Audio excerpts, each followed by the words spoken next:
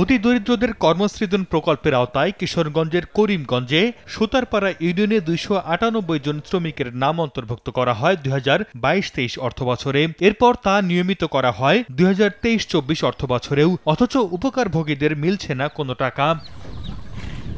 প্রকল্পের আওতায় mobile banking এর মাধ্যমে প্রত্যেক শ্রমিক দৈনিক 400 টাকা করে 40 দিন অর্থ পান। এভাবে কাজ হয় বছরে 2 বার। অভিযোগ উঠেছে সুতারপাড়া ইউনিয়নের চেয়ারম্যান মোহাম্মদ কামাল উদ্দিন সহ কয়েকজন মেম্বার মিলে 298 জন শ্রমিকের নাম অন্তর্ভুক্ত করে কৌশলে তাদের মোবাইলের নতুন সিম তুলে নিজের কাছে রাখেন। এরপর প্রতি বছর 47,68,000 টাকা 2 বার তোলেন। এ বিষয়ে ভুক্তভোগীরা জানতে চাইলে তাদের নানাভাবে এড়িয়ে যান অভিযুক্তরা। কাজ না করায় নিজস্ব লোক দিয়ে একবারে ফ্যামিলির লোক দিয়ে এরা টাকা তুললে টাকা আত্মসাৎ করে খাইতেছে। আমি আইডি কার্ডের ফটোকপি নিছে, ফিঙ্গারপ্রিন্ট নিছে, টাকা যাইতাছে এটা আমরা জানি না, হেরা ওটা খাইতাছে। অর্থ আত্মসাতের বিষয়টি জানতে পারলে উপজেলা নির্বাহী কর্মকর্তার কাছে লিখিত অভিযোগ করেন ভুক্তভোগীদের কয়েকজন। তবে এ বিষয়ে এখনো নেওয়া হয়নি কোনো ব্যবস্থা।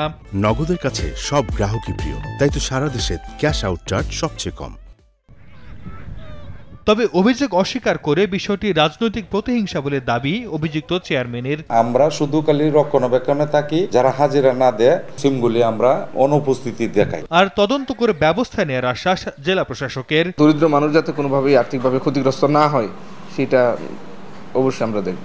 জেলা ত্রাণ অফিসের তথ্য মতে কিশোরগঞ্জে 26,169 জন শ্রমিক 40 দিনের এ প্রকল্পের আওতায় গ্রামীণ অবকাঠামো সংস্কারের কাজ করছেন। আর করিমগঞ্জ উপজেলায় মোট শ্রমিকের সংখ্যা 2,740 জন।